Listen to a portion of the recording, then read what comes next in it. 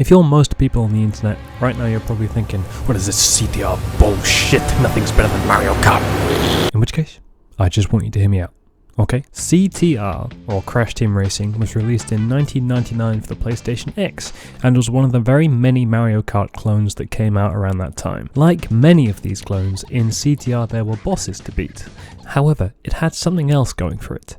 A story. That's right, CTR had a campaign mode in a racing game, and to top it all off, a hub world which you could drive around in to get to all the various races. You face off against Nitrous Oxide, an alien who wants to challenge your planet's best racer for the fate of the world. And the bosses you beat are just people who want to represent Earth as its champion. Fun fact, the use of Nitrous Oxide was actually meant to kill off the series. At this point, Naughty Dog were very fed up of Crash due to some awful working conditions and various other factors, and thought that putting an alien as the game's main enemy would be too much bullshit for people to handle. However, clearly, that didn't work. So what? Some ancient racing game had cutscenes? Well, actually CTR also had an extremely advanced drifting mechanic that put Mario Kart 64 to shame. It was very hard to perfect, and this meant that players could reach far greater heights than in Mario Kart with its comparatively simple mechanics. In summary, CTR was my childhood game. It was amazing, and I still love it so much. It was kind of weird then that when the remaster of Crash Team Racing was announced to drop in 2019, I wasn't that excited. Like, sure, it looked very pretty and everything, but this was following the release of the N. Sane trilogy. Don't get me wrong here, I love the N. Sane trilogy and I played a lot, but there were a lot of complaints for dodgy controls, depth perception issues and other ridiculous bullshit that apparently made it even harder than the originals. So I went into CTR Nitro Fueled with low expectations in terms of precision. Oh boy, was I wrong. CTR Nitro Fueled is the most beautifully tuned, perfectly toned racing game I have ever played in my life, and it handles like a dream.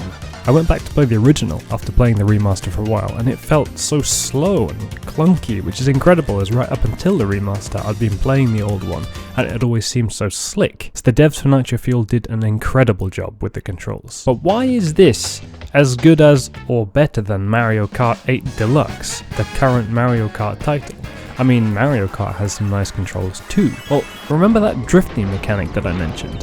That's the magic. Mario Kart's drifting is a release system. Hold the button until you see the funky colors, then let go and then you go boom boom. But CTR is much more involved. You hold down the drift button, and then after about a second or so, the smoke from your exhaust turns black, or the bar down the bottom fills up. Pressing the other drift button now gives you a speed boost, and you can do this 3 times per drift, with the last boost being the strongest. The key things to note here are that boosting changes your car's turning circle, and crucially, there is a small window where you can choose when to boost. The longer you leave it, the bigger your boost, but you can also choose to boost a fraction of a second early or late to help get around a tight obstacle. Also, mid-air brake turns and U-turns are a thing. Where I'm going with this is control. CTR gives the player so much control, which allows for much faster pace, higher stakes racing, and also makes way for another of the game's big differences from Mario Kart: the shortcuts. Mario Kart says this is a shortcut, but then CTR comes in and is like, no, these are shortcuts.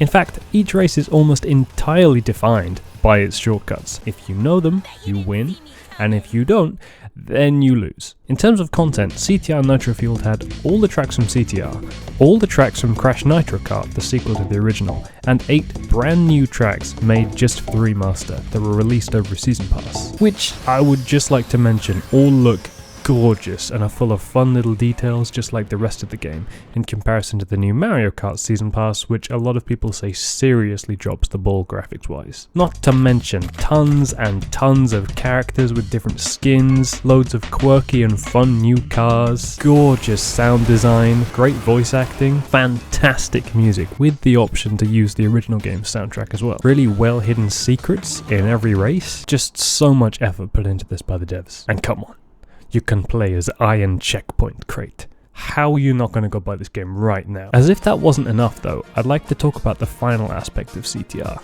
Blue Flame. In Crash Team Racing you can, if skilled enough, hold the boost you get from boost pads like this one. It takes perfect timing and absolutely zero fuck-ups, and essentially means that the entire course is one enormous boost pad. What's particularly special about this is the special boost pads used in some sections to help with jumps, speed things up, or just otherwise make you go way faster than any regular boost pad. Blue Flame pads. And yes, you can hold your boost from these too. Just look at this.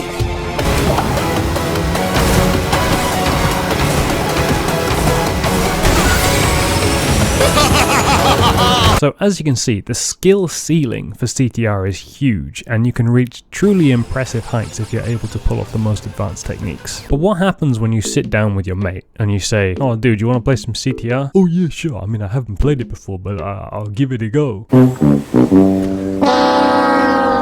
Are you starting to see the problem here? In allowing players to go the extra mile, CTR has completely illegitimized casual multiplayer. This is where Mario Kart shines. I've played Mario Kart with people who often rank 10th place when playing against easy CPUs, and they've been able to win some races in multiplayer due to balanced item distribution, minimal shortcut options, and pure chance. This would never happen in CTR, and so I find myself in this weird limbo where I actually don't know anyone who is good enough to play CTR with me anymore. So really, the only way to enjoy CTR as someone who is good at CTR is just time trials. It's exhilarating, it's exciting, it's high stakes, and the devs have put in some really fucking hard ghost times, so it'll take you ages to beat them all. So while CTR might be worlds ahead of Mario Kart technically, maybe Mario Kart knows this. Maybe it was a conscious decision to keep Mario Kart approachable to players of all ability levels, and as a result,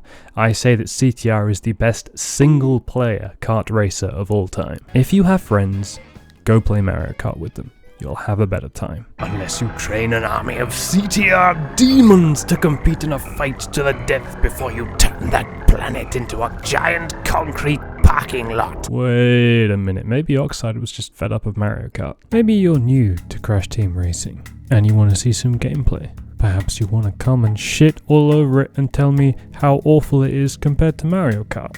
Then hop on down to my Twitch where I may be playing that right now. So